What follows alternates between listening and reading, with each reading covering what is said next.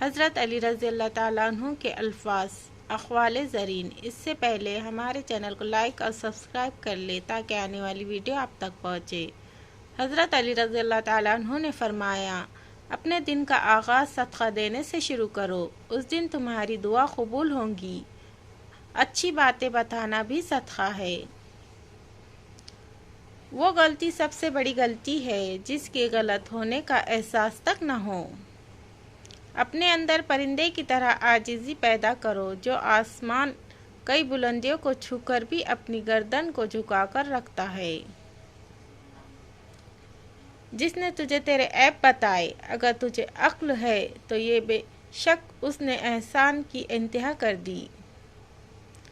सुबह की नींद इंसान के इरादों को कमज़ोर करती है।